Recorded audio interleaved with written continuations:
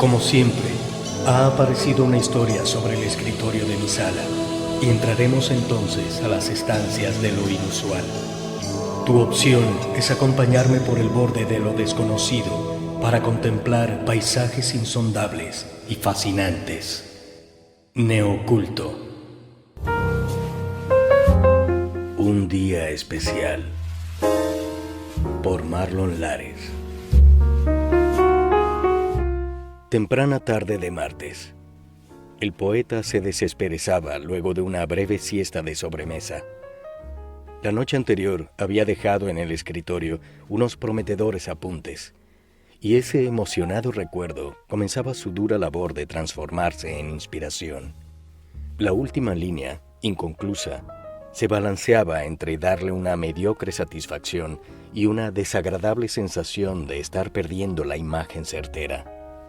Pero a pesar de aquella desazón, nada rara en su soñador y muy poco remunerado quehacer de escritor, la chispa creativa ya se estaba encendiendo, y a fin de ir calentando cerebro y manos, se dispuso de inmediato a transcribir en computadora los versos esbozados en papel.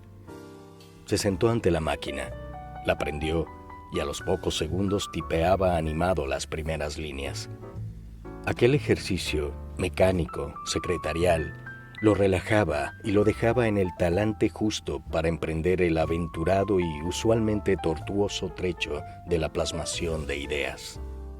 Interrumpió la transcripción impregnado de la placentera perspectiva de prepararse el correspondiente café, necesario, bien lo sabía, para acicatear la inspiración que desde hacía rato presentía inminente. La cafetera empezaba a emanar su irresistible aroma, y el poeta experimentaba ya ese inexplicable momento en el que se aclara el porvenir de un texto como una revelación luminosa. No muy cómoda la silla, años sin poder hacerse de una más confortable. Excelente el café, no cambiaría de marca por un buen tiempo. Un sorbo vivificante, embriagador. Las palabras se sucedían, fluidas, significantes. El suave teclado le brindaba, como siempre, el valiosísimo placer de su condición única. Era una laptop vieja, gruesa, relativamente aparatosa. Pero ¡qué teclado! Por más que se había esforzado en buscar uno de tacto semejante para su computadora de escritorio, dispuesto incluso a gastar el dinero que no le sobraba, no lo conseguía en ningún lado, ni barato ni caro. No le quedaba más que escribir sus poemas en aquel viejo y fiel artilugio de más de 20 años. Pero estaba bien. La memoria y capacidad del dispositivo eran más que suficientes para la escritura, y al tener dañado el sonido y estar obsoleto para Internet, no generaba distracciones. Además, le causaba un cálido placer reservarlo solo para escribir. Ello le daba un toque de primorosa exclusividad.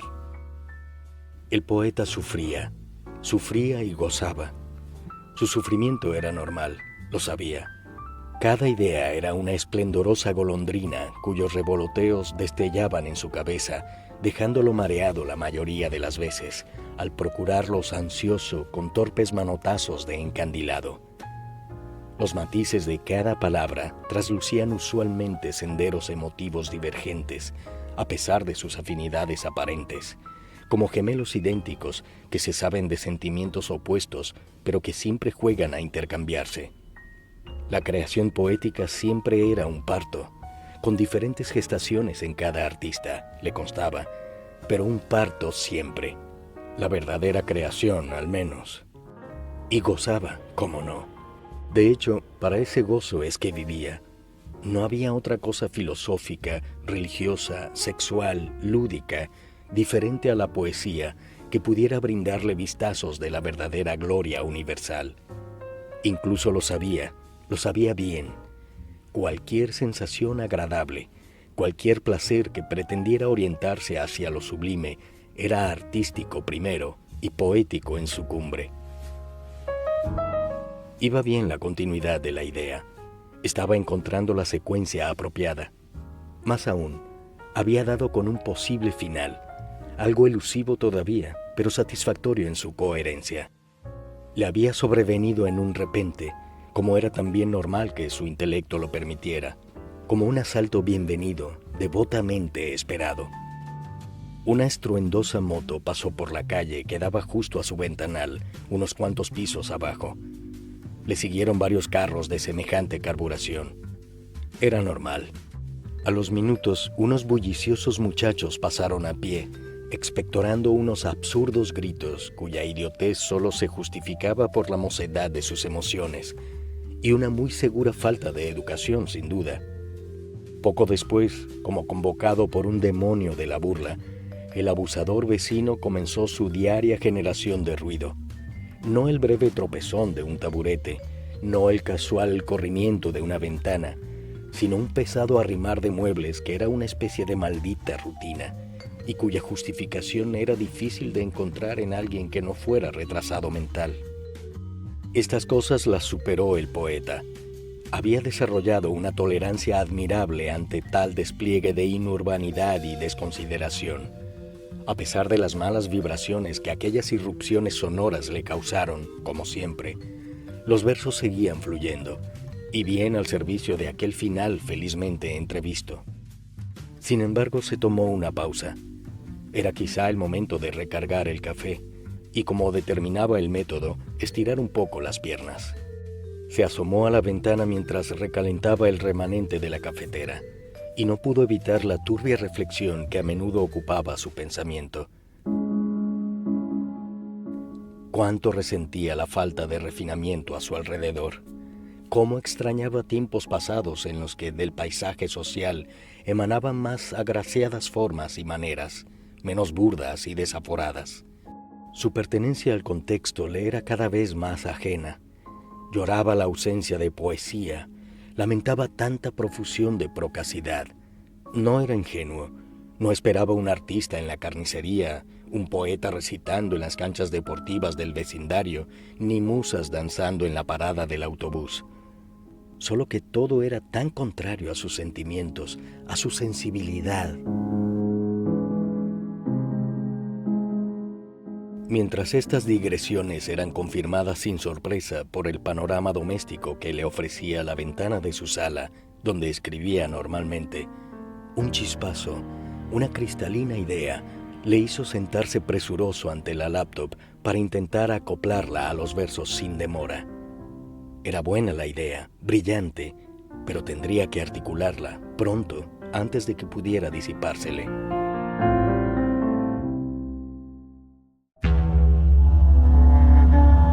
Mas una maldición salió de su boca, cruda, amarga. El camión de las verduras, con su desgraciado voceador, había irrumpido en la calle. De todas las manifestaciones de vulgar incivilidad que abundaban en la urbanización, aquel vendedor ambulante era de las más detestables. Al menos 2 veces a la semana, en días al azar, recorría los predios con sus verduras, sus frutas y sus ayudantes, anunciando ofertas y planteándole a los vecinos miserables cambalaches. Que esto hiciera no tenía nada malo, pensaba el poeta, en lo absoluto. Lo que lo desquiciaba era que usara un estridente e insufrible altavoz como medio divulgativo, un medio tan eficaz en su objetivo de penetrar hasta el último apartamento de la zona, como irrespetuoso del espacio y la tranquilidad acústica de sus habitantes.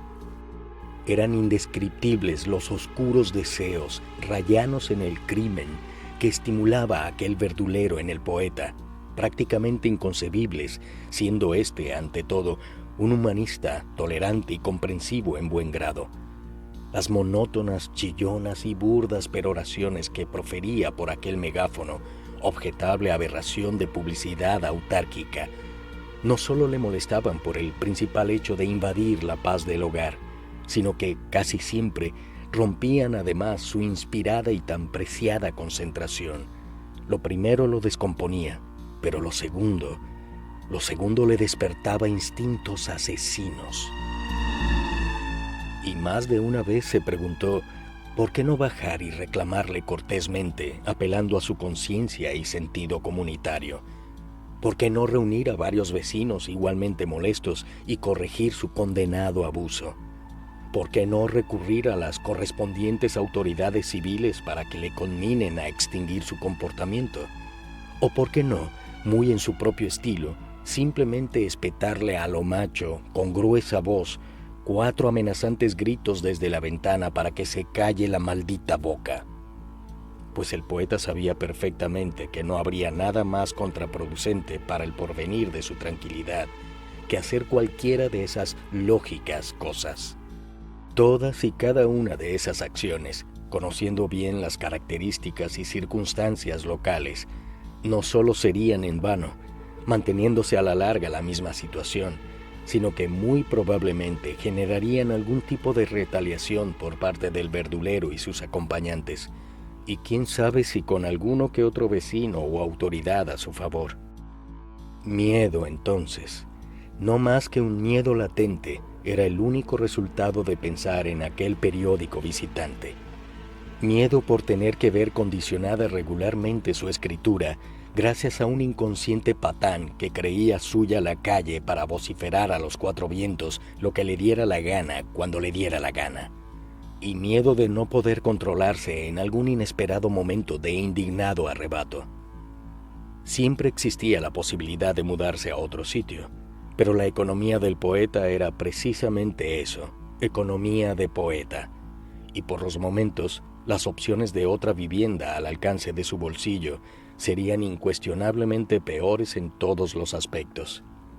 Además, ¿dónde quedaría su orgullo luego de tener que acometer el inmenso esfuerzo de cambiar de hogar por no haber podido acabar con algo tan prosaico como un pregonero fastidioso?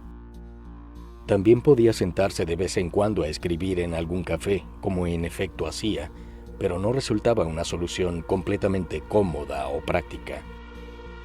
Maldecir, solo maldecir le quedaba hoy, con la sangre hirviéndole por enésima vez gracias a aquel gañán abusador.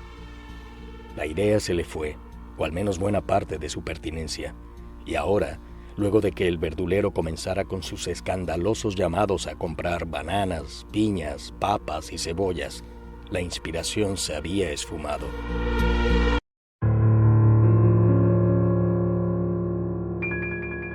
Tarde de viernes. Tensa cerraba la semana del poeta. Cuentas acumuladas, despensa empolvada, pocas luces en sus escritos. El fantasma de la improductividad seguía siendo su única compañía. El año continuaba sin variar. Pero era viernes, y siempre los viernes traían consigo un mínimo solaz, una sensación de relajamiento compartido con el mundo todo, que permitía desconectarse un poco de las angustias, aunque fuera por unas horas.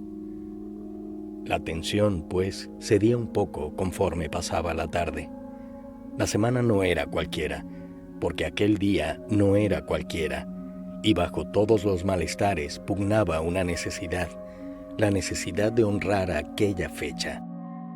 Los últimos días, desde la tarde del martes, el poeta había tratado, sin éxito, de culminar las estrofas que había comenzado con los afortunados apuntes del lunes, pero la ruptura del hilo creativo que le ocasionara el verdulero no había sido reparada. El poema parecía haberse pasmado. No obstante, algo sucedió mientras la tarde languidecía. Justamente esa imagen, la de un triste atardecer en aquel día tan esperado, le destapó, como quien ve ante sí destaparse el baúl de un deslumbrante tesoro, una brecha, una seductora vía de hermosa melancolía que le renovó la esperanza de, quizá, con la milagrosa asistencia de Érato, culminar su ansiada elegía. La laptop estaba abierta, encendida, como encendida estaba la dorada tarde, en mostazas naranjas y extrañas nubes aguamarinas. ¡Cuánta belleza! Dominadora y a la vez tan ajena a aquella urbanización despojada de gracia, pedestre hasta el tuétano. Los dedos volaban sobre el teclado, el muelle teclado de su querida computadora portátil, que ahora se le aliaba incondicionalmente en la procura de la belleza. Ya vislumbraba el final, el dramático remate que desde el comienzo había deseado para la pieza. Honraría el día.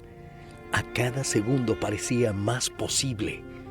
Otra estrofa redonda, rítmicamente acabada, con la musicalidad justa para anticipar el más conmovedor de los colofones. ¡Ah! Caían las sombras del atardecer, preámbulo perfecto para las líneas definitivas.